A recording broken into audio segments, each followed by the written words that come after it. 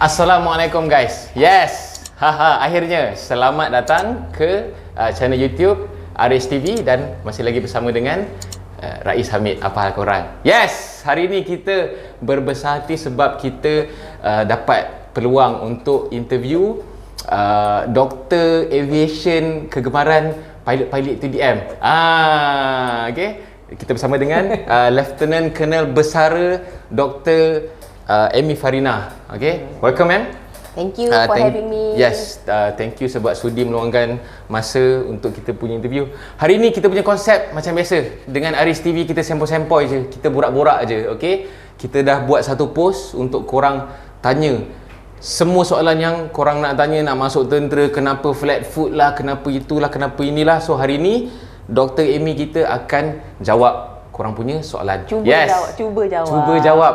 Tapi boleh jawab insya-Allah. Insya-Allah. Okey. So Dr. Amy ni kita cerita sikit dia punya latar belakang. Dia berkhidmat lebih kurang 13 tahun dalam servis. Okey. Beliau tentera darat, okey, sebab kalau dalam askar ni dia doktor memang daripada tentera darat je lah. Tapi dia terus diserapkan dekat dalam Air Force sebagai aviation punya pilot. So kalau pilot ni doktor. Aviation pilot pula, sorry. Aviation doctor. Okay. So kalau pilot-pilot ni, kalau dia nak buat dia punya macam medical check up ke, contohnya semualah, semua medical yang ada kaitan dengan penerbangan semua akan refer dekat Dr. Amy kita ni. So ma'am pernah joyride juga kan? Banyak. Banyak. Nampak? Hampir semua aircraft fighter dalam Air Force ni. Tengok. Jadi doktor boleh fly fighter aircraft juga. Okey, ini semua orang pun nak tahu. Okey. Macam mana nak jadi seorang doktor tentera? Okey. Saya cerita yang sekarang, situasi sekarang, nak jadi doktor dalam tentera kena melalui UPNM. Lepas SPM you have to have good result. And then enroll dalam UPNM lah, dalam dia punya bidang kedoktoran. Memang UPNM memang ada spesifik course untuk jadi doktor lah? Ada fakulti perubatan. So you can enroll there lah. And then yang macam dulu-dulu yang dapat degree daripada luar, itu macam saya punya case lah. Kira macam my batch and before that, kita belajar macam biasa dulu. Saya sponsored by JPA, belajar dekat Dublin. Balik dapat degree tu, terus tukar IC, daftar. Daftar nak jadi tentera, nak jadi doktor dalam tentera, tukar IC. Tapi still masa tu houseman kita still kena buat kat hospital luar. So dah habis houseman baru kita diserapkan masuk dalam unit pertama, which is mine dekat Kuantan lah. So sekarang ni yang macam mem punya skim tu dah habis dah? Tak ada dah. So ingat guys, kalau korang nak jadi doktor tentera kena masuk melalui UPNM juga. Sama juga macam pilot. Kalau macam dulu, zaman-zaman aku pilot dulu, kita masuk KTU, ambil diploma 3 tahun and then baru masuk flying school. Habis sekarang semua daripada UPNM sebab dia dah, orang kata dia dah upgrade lah standard tentera ni. Ada tak spesifikasi orang kata dari segi result, kalau nak lulus dan jadi doktor, kena result macam ni, macam ni, macam ni? Itu kena bergantung pada universiti yang nak ambil. Dan dia kadang-kadang bertukar ikut tahun. Sama ada tapi selalunya kita nak, of course lah, science stream kena lah, bagus kan. Science kena, dulu kredit saya tak tahu sekarang ni macam mana kan. Dulu at least kena ni matematik, science stream lah. Science stream kena science bagus stream lah. Untuk nak jadi doktor tentera ni juga ma'am, nak tanya apa yang khusus-khusus yang sebenarnya yang diorang kena ambil juga? Gold standard worldwide adalah minimum diploma in aviation medicine yang ada di King's College. So if you dapat those qualification, insya-Allah you are marketable worldwide.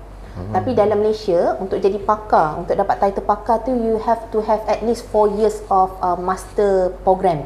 You kena enroll dalam 4 years punya master program. Yang UPNM sekarang insya-Allah starting from this year akan start buat Master Military Medicine. You just insya-Allah kalau you dah qualified, dah cukup haul, dah cukup pergi buat MO houseman, you boleh enroll in this Master Military Medicine to enable you to become insya-Allah next aviation physician. So nak ambil master through UPNM tu should be free lah kan? Kena bayar. Kena bayar juga. Tapi at least ini tak ada tak tertakluk kepada doktor tentera je lah. So any doctors dekat luar boleh pergi juga. Boleh okey. Alright. Sebab UPNM kan dia dah macam lagi buka dengan untuk orang luar kan. So dia UPNM kena 5 tahun jugalah. So sekarang progressionnya adalah habis SPM, enroll UPNM, habiskan 6 tahun pengajian di UPNM. Sementara nak masuk unit pertama, they still have to go through 6 bulan latihan ketenteraan macam biasa dekat Port Dickson. 6 bulan sahaja? Macam tentera yang lain. So you still have to go through all the kawat, latihan pasak bumi, saya tak sure ada ke tak ada masa tu. Latihan ketenteraan, dah habis 6 bulan, passing out dan masuk unit. Dia akan start housemanship dulu. Akan start housemanship 2 years. Lepas tu masuk unit lah, masuk unit pertama. So kawat, menembak, masuk hutan, semua sekali lah. Semua. Korang jangan ingat doktor tentera boleh hidup senang. Jadi juga tentera, faham tak? Saya perik komander tau. Jangan main. So sama je proses dia. Kalau dalam tentera, bidang apa pun, pilot ke, doktor ke, nak jadi setakat admin ke, benda ke, semua kena lalu orang kata basic training sebagai tentera lah. Okay. Tapi nak masuk PNM, my advice is you have to be resilient.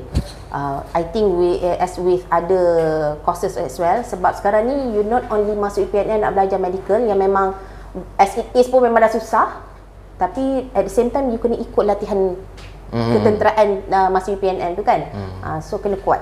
Baru insya-Allah. So macam pengalaman aku sendirilah sebagai pegawai kadet masa tu, kalau kita orang masuk hutan, doktor pun ikut sekali masuk hutan. So dia bukannya duduk dekat klinik saja, tak ada. Itu dah bos lah.